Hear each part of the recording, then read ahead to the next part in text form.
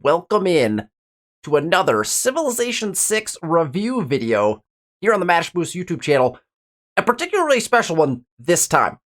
I came up with an interesting challenge for myself, and for anyone else if you want to try this. I called it the Population Challenge, and the goal was play a game of Civilization 6 where the only thing that you care about, think about, and make decisions based on is population. Increasing your population to the maximum possible levels in order to achieve the highest populations that you could possibly do. In other words, go as tall as possible and increase those population numbers, both in individual cities, but across the empire as much as possible. So we did that. And in order to do that, we of course needed to pick a civilization that was going to match the goals of the population challenge.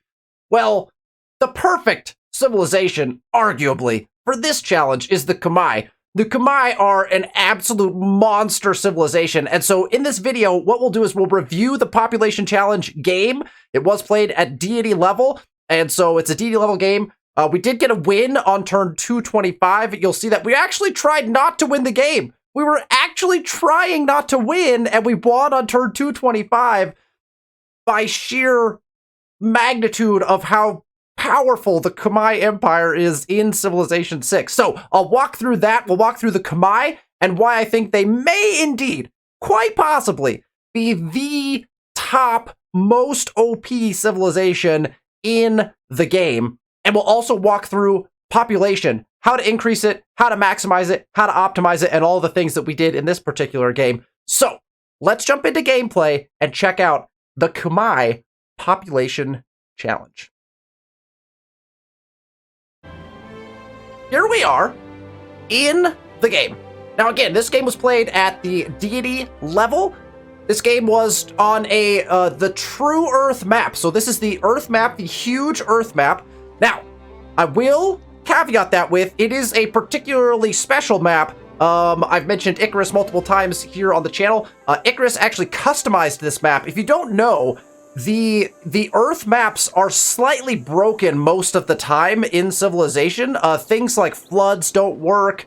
There's other components of things that don't work. Natural disasters are slightly wonky. There's just some odd stuff. There are no, like, floodplains don't do anything. There are no floods. You actually can't build dams at all because none of the floodplains, like, count as floodplains. There's some oddities about those maps. So, Icarus actually took the Earth map, the huge Earth map, and then actually corrected all of those things so that there were actual floodplains, rivers did the right things, and then, of course, because it's Icarus, Icarusized the map, and using the More Natural Beauty mod, added as many wonders as possible to the map. So it is a really fun map to play. As we pan around, you'll see how many wonders there are. Right down here, we've got the Dead Sea, right back to back with Sinai. We've got the Sahara Albeida. We've got all of the Saharan wonders are in here. The Eye of the Sahara is here as well. We've got the Rock of Gibraltar. We have Matterhorn. We have the Cliffs of Dover, the Giant's Causeway. All of the wonders that could be placed, basically, are in the game. There's not all of them. Obviously, you don't see the Pamukkale down here in Turkey. Some of them just didn't fit, right? But here's Gobustan, and they're all locationally placed approximately correct to where they would be as close as possible, right? So we're on the huge Earth map, but it's been tweaked a little bit, so we have a bunch of wonders. Does that make the game easier? 100%. 100%. It definitely makes the game easier. But we were also playing with a sole condition in mind. We didn't even plan to win this game. My objective was just to extend the game as long as possible to increase our population as far as we could. We only got to turn 225. I was actually attempting. We avoided flight for the longest time possible. We avoided all of the civics, all of the techs that would get us increased tourism just to get it to turn 225. This easily could have been a sub 200 win if we would have actually been pushing for that culture victory. We did not have great works. How many great works do we have? Oh, we do have a couple. We ended up with a bunch. Oh, that's right. We ended up with a bunch of relics, because I can't remember. Did we have candy or something? I can't remember, but we ended up with a ton of relics, which is probably how we ended up winning the game. Probably should have traded all these away, huh? Yeah, probably what we should have done. Anyway, it's a super fun game to play. And again, we played the entire game with one condition and one condition only in mind. how do we get our populations as high as actually possible? So I will talk us through the big things that we need in order to do that. But I'll just right off the bat, let's talk about how much population we got. So we ended up with 22 cities. The plan was 10. I was going to do 10 cities.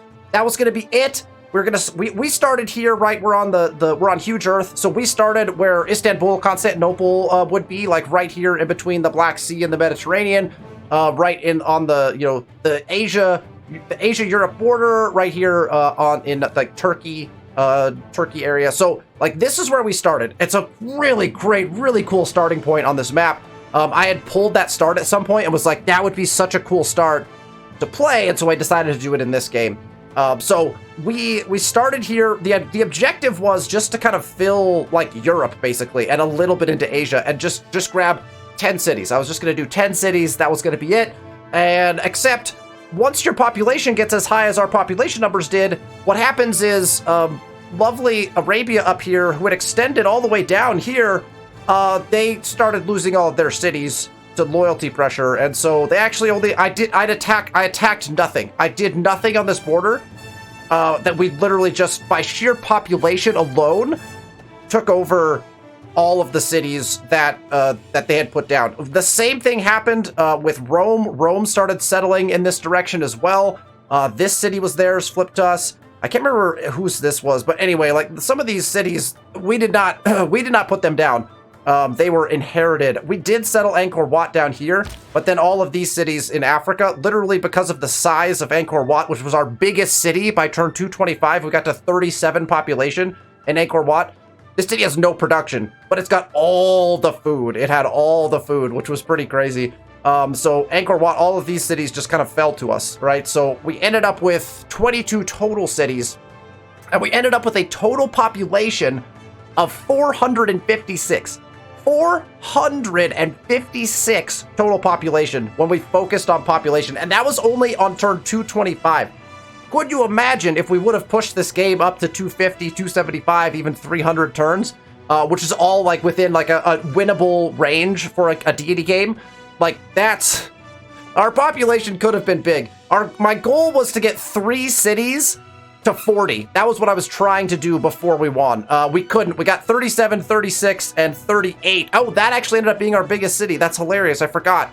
Our Petra city in the middle of this beautiful desert actually ended up being our biggest city. 38 population in our Petra city, which was a late Petra build to take advantage of the desert over here. But that ended up being our biggest city, which is funny. So there you go. 38 pop was our biggest city. We had 38, 37, and 36 were our top 3 cities. I was trying to get those 3 over 40. We would have gotten there eventually, but we won the game on sheer population and tourism, specifically from one building. So let's talk about population. There are 3 critical factors when you're talking about population in Civilization 6. Number 1, food. Makes sense. Number 2 is housing. And number 3, which is actually critically important, and this is one that probably will help maybe some people in their games, is amenities. It is happiness rating, right? Happiness plays a huge role in growth in your cities if you did not know. And so that's something that I tend to like, whatever, my cities are unhappy, I'm low on amenities, what's it gonna hurt? It's pretty potent, actually, when your cities are in those unhappy statuses or even lower than that. If they're not content or above, you're losing some serious gains. There is a reduction that you can get on all non-food productivity, so all non-food yields. If you drop below content on your amenities, you lose a certain percentage as you go down, but it starts at 5%. So if your cities are just like baseline unhappy, if you go below content by 1, you lose 5% of your faith, of your production, of your gold, like all of those things. Science, culture, all of those things drop by 5%. Any non-food yield drops by 5%, and that goes down from there. You also start to lose population percentage. So your growth rate actually is reduced. Now on the plus side, if you are above the amenities threshold, if you get your cities to happy or above or ecstatic, gets you to 20%. If you get your cities to ecstatic, which means you have to have 3 amenities, 3 or more amenities over top of what the city requires. But if you get to that state, you get 20% increased non-food yield. So not food, but everything but food gets increased by 20%. That's an enormous number. That's huge. And your population growth increases by 20% as well if you're at that ecstatic level. Those are the three things that you want to focus on if you're focusing population, if you're trying to build really tall cities and get that population up really high. Obviously, having population is hugely beneficial in Civ, regardless of kind of what you're doing. So if you're going tall, or even if you're not going tall, getting population is good because that means more workable tiles, that means more yields, that means more science, it means more culture, it means faster to your victory condition. So population is important. So remember that those amenities are that really key thing, right? So let's talk about the Khmer first, and then we'll talk about some of the other things you can do to maximize population. Why are the Khmer the perfect civilization for this challenge? And the reason for that is because the Khmer are insanely powerful. Here's Jay. I just call him Jay because I cannot pronounce his first name. Monasteries of the King. Holy sites are granted major adjacency with rivers.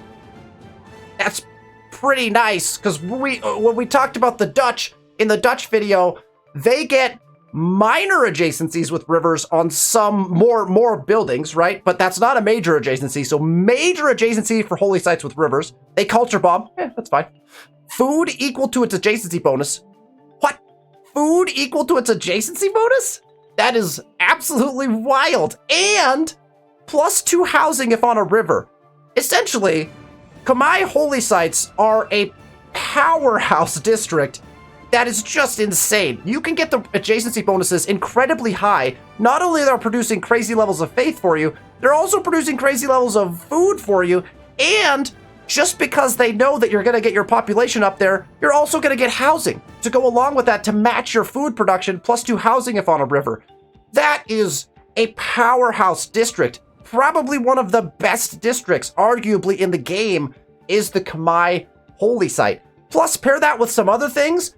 If you grab, for example, if you grab work ethic as part of your religion, and you get production equal to your adjacency, your faith adjacency bonus, now you're getting faith, food, and production on an incredibly high adjacency holy site. You could basically win a game building only holy sites as your only district, because that's how potent you could get these. Anyway, so that's obviously great for growth, right? We've got faith, which gives us access to lots of different things. We can get our religion, which is you'll see how we're going to take that into account as well to increase our population. But we've got food, and we've got housing from holy sites. Excellent. Take it a step further, we have Grand Berets. Cities with an aqueduct receive +1 amenity from entertainment. That's the third piece of the puzzle. So now we've got food, housing, and if we build aqueducts, we already are getting more housing from that, and we're going to get an amenity to also increase our happiness rating. Seems like the perfect combination for population growth. You also get +1 faith for every population, so as your cities get bigger, you're going to get even more faith, which is ridiculous because you're already making a ton of faith. Anyway, Grand Berets, incredible.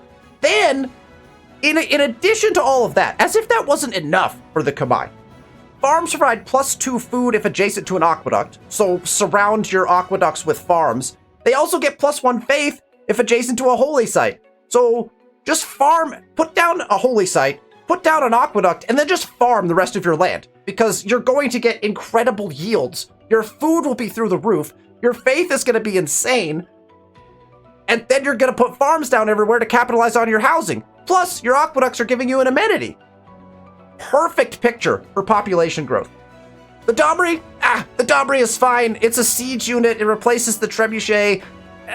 It's a little better than that. So if you're doing kind of an early war where you need to take down some walls at an early game war, the Domri can be useful. But you know, it doesn't really play into necessarily the way that you might play the Khmer. And then, to top it all off, the Khmer get access to what is arguably one of the best unique buildings in the game, the Prasat. +6 faith. It replaces the temple, so it's got all the temple stuff. It's required to do apostles and all that stuff. It's got a tourism bonus, but the tourism bonus is completely ridiculous. The tourism bonus, again, everything about the Khmer says population growth. Once flight is researched, 10 tourism if the city has population 10 or higher. 20 tourism if the city population is 20 or higher. Those numbers, we won a game by just having a few relics and prasats. That is what our entire tourism basis came from. We did not have anything else that generated tourism in our entire nation. A couple wonders, right? It's wild how good the prasat is. To take it a step further, you also get 0.5 culture for every population in the city. So now your prasat is giving you faith, it's giving you tourism, and it's going to give you culture, which is going to push you faster towards the tourism, those important tourism civics to get you up the ladder to get more tourism. The prasat is a phenomenal building that goes along with what, again, I would argue is probably the most OP, and it's so fun to play too, because you get to play around with these incredibly powerful abilities that the Khmer have. These are incredible abilities, and I think they're so fun. It was so fun to play as the Khmer. I would definitely do it again. They are one of my top civilizations in this game for sure. Number one, incredibly powerful, and number two, very fun to play. And they played to my game style too. I really enjoyed this particular game, this population challenge, and you can see how everything about the Khmer really say, just grow big cities, and then you win the game. And so that is what we did. We took advantage of all of these things. You can see in most of our cities, this is a good example. If we look over here at this city, which was our second settle, we've got our holy site put in right here. It's not particularly even a great holy site, but it's on river, right? We didn't even have to put it next to mountains. This is a 10 food, 10 faith holy site because it's on river. We've then surrounded it with our aqueduct and a farm. So this farm's getting faith from that holy site. This aqueduct is getting bonus food to this farm, and this farm. And so all of a sudden, and then you start triangulating your farms. It just gets completely ridiculous, right? It just gets ridiculous. Look at this holy site here. Here is a 12 food, 12 faith holy site because we're comboing the river adjacency with the mountains. Absolutely wild. Absolutely wild. Why do we have these in here? That was a bad idea. Probably shouldn't have put those down. I don't know why we did that. We must have decided we wanted to win the game at some point. But obviously, the ski resorts are for tourism. But we clearly had put some in at some point, and we're trying to win this game. But anyway, look, it's so fun to play as the Khmer. Let's talk about some of the other important things if you're trying to maximize your population growth. So the Khmer are amazing. We already know that. The prasats are crazy. The holy sites are incredible. We're putting farms everywhere. We're building the farms around our aqueducts. We're getting incredible yields across the board. Let's talk about a couple things specific to winning, or not winning, but specifically to building population, fulfilling the population challenge, right, that we went for in this game. So we made all of our decisions based off of this. So the first thing that we wanted was to choose the right pantheon. So let's take a look at our religion. Here is our religion. The sacred text, oh, bow chicka wow wow. Why? Because if you're going for population, the bow chicka wow wow is important. Now, we chose the pantheon river goddess. There is an alternative if you're going for this, and maybe you're not playing the Khmer. Maybe you're going for a population challenge with a different civilization. Entirely possible. There's a lot of good civs that might set up for this. I don't think any better than the Khmer. But fertility rights is the other option, because fertility rights gets you, I believe it's like 15 or 20%. I think it's 15%. I can't remember. Population growth, like just across the board. So that is also good, right?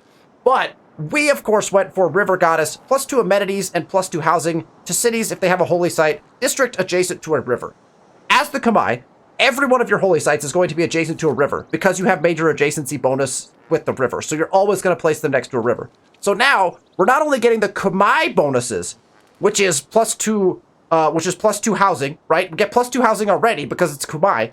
We're now getting +2 housing again because of River Goddess, and we're getting +2 amenities as well. In addition to the +1 amenity that we're getting for our aqueduct that we're putting in because we're the Khmer.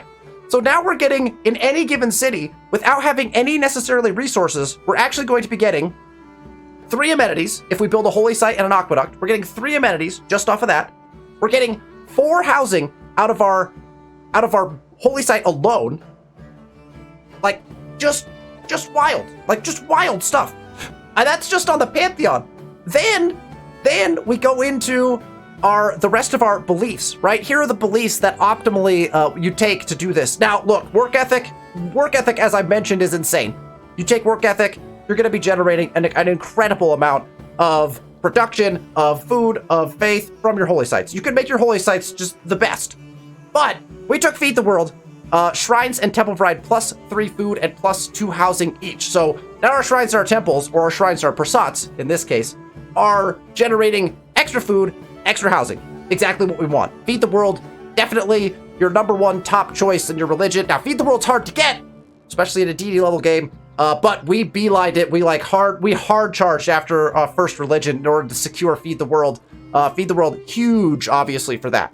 We took Gurdwara, which allows +3 faith, +2 food, +1 housing.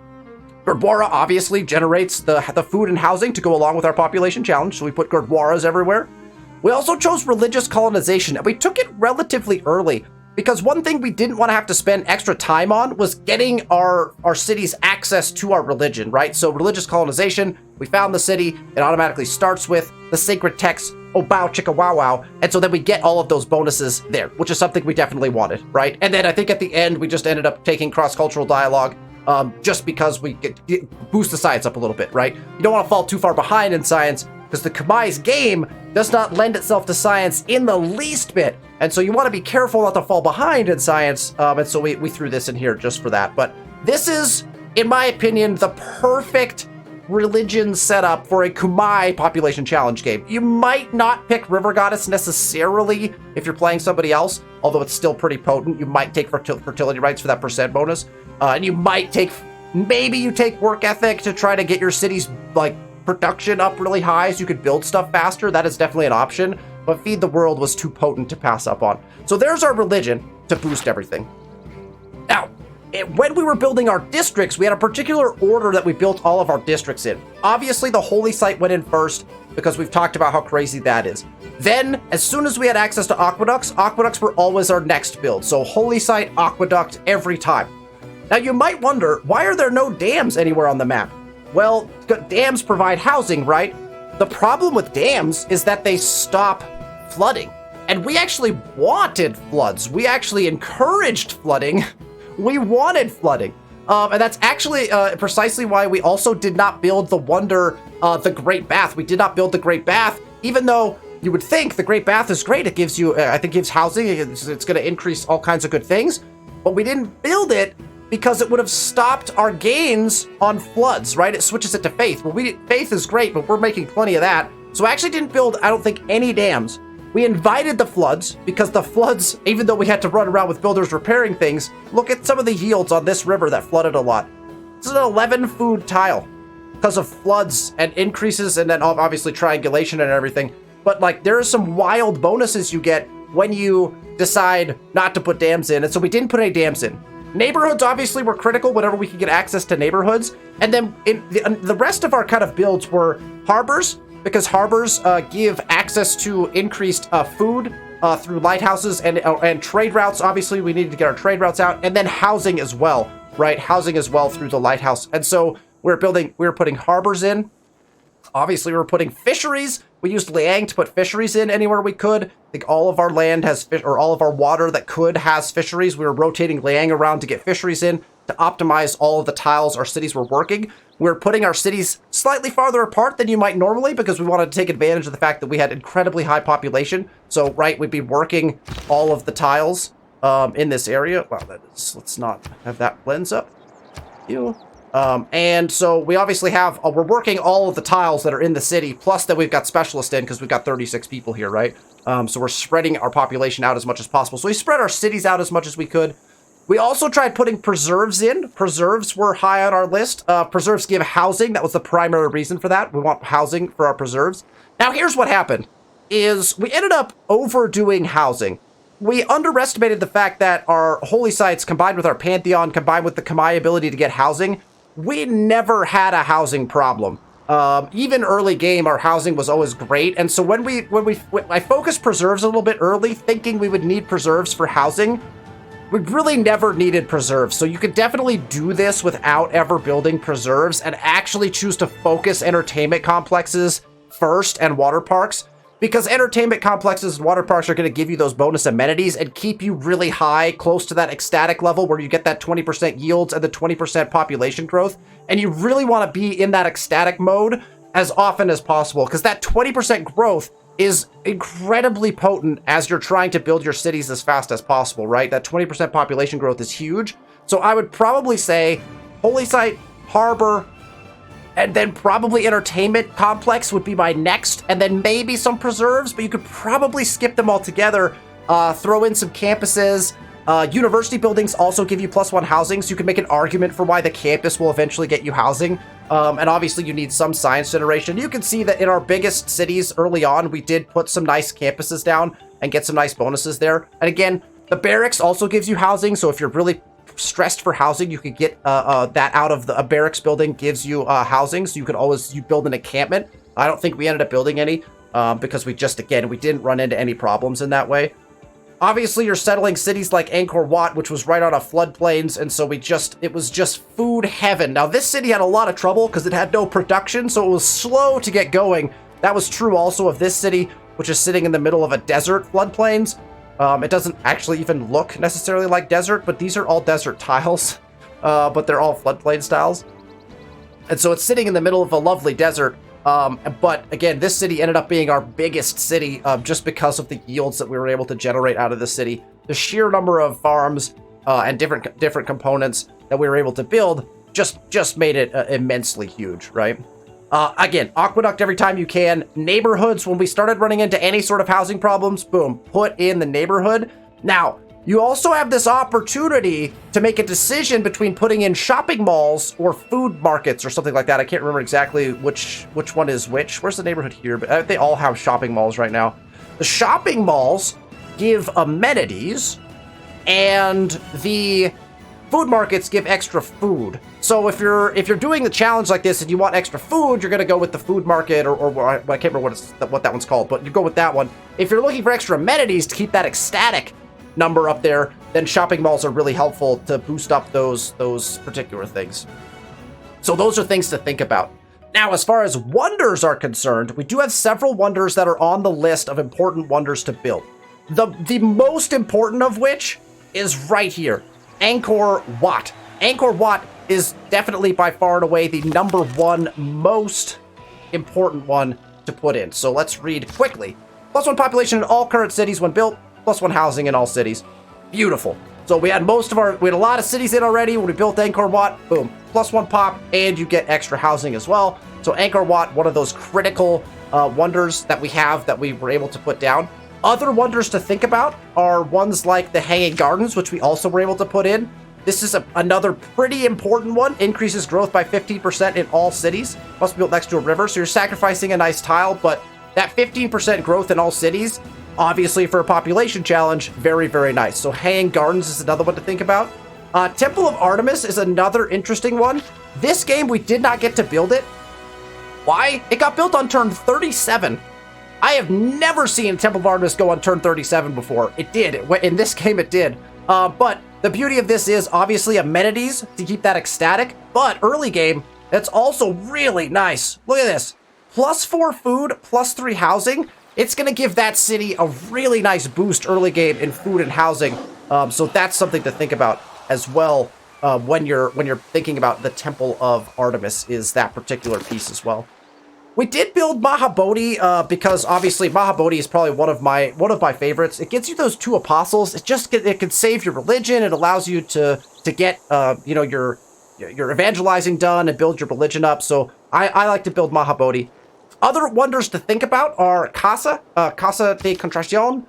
This one obviously is good for production and faith generation in cities not on your capital. That 15% production can help that city grow considerably faster. So Casa is one to think about in these types of games. Obviously, other ones that are kind of common might be Forbidden City. That wildcard policy slot is helpful in every different way. Big Ben is the same way. If you look at Big Ben also gets you access to an extra economic policy slot. Those extra cards can really make a difference when you're trying to to boost up your civilization in terms of those things. And then finally, we went for Eiffel Tower and got Eiffel Tower built as well, specifically thinking, well, it would help our housing because it's going to give our tiles more appeal, which is going to boost our neighborhood's housing. It's going to boost our preserves housing. We never had a housing problem. Even if you look at our biggest city, here's our biggest city. If we click on this, we've got 38 pop. We have a 45 housing in our biggest city. Like, and we're not even like, we just overdid housing, to be honest, in this game. And so I think we could have probably gotten our populations up even higher if we would have forgone some of the housing and gone more after amenities early in the game, because I think we fell behind in that and we caught up eventually, right? But I think that was something that was important as well. So those are all of the things that we did as we were trying to master our population challenge. You can see we've got a 36 population city out here as well. This was a later settle, and so even our later settles are just boosted up and doing incredibly huge things, right? We've got some interesting, right? We preserved up here above the cliffs at Dover. We got some fun things we were able to do in this city as well. Oh, we also built, we did build a stadio. A stadio, obviously, huge for amenities. That's just something to think about. Estadio is really good as well. So we did take care of ourselves eventually from an amenity standpoint, but I think we could have gone even bigger with that if we would have wanted to. Hopefully, this has shown you that the Khmer, at a grand total of 456 population in 22 cities on turn 225 on a deity level game, are an incredibly potent civilization. They were so fun to play as, and you really can juice up your civs. If you have done a population challenge or want to do one and show off kind of your numbers and how you ended up doing it, I'd love to see kind of how big somebody could get those numbers. I imagine if we kept playing this game or would have even tried harder not to win, that we could have probably beefed these numbers up even higher. But we got some huge population numbers out of this, and I learned a ton about the dynamics of growth and how important amenities are. And obviously the fact that housing is important, but then if you overdo the housing, extra housing doesn't get you anything good. Like as long as you keep above housing, you keep up with it and have enough extra housing that you're getting that full bonuses and the full growth, extra housing does nothing for you. Now, extra food is obviously nice. Extra amenities are obviously nice, keeping you above that ecstatic level. But I think we overdid housing a little bit in the challenge. We built a lot of the wonders that kept us on track, and the Khmer are so much fun to play. You get the opportunity to test out the Khmer, I would highly encourage it. I think even the Khmer are they're even a good learning civ, to be honest. So if you're newer to the game, I think the Khmer, the mechanics behind the Khmer are relatively simple. And so you can kind of get the hang of, okay, like where am I putting my two most important districts, right? My holy site and my aqueduct. And then how do I farm around those? How do I then keep the rest of how do I keep up with science a little bit more because I'm not focused on that? I think the Khmer are just an all around super fun, very OP civ to play. Thank you for tuning into the video. If you enjoyed the content, please feel free to hit that thumbs up button. Make sure you're subscribed to the channel for future content. I will be back next week. We'll return to some humankind content on the channel. Thank you so much for watching. I'll see you next week.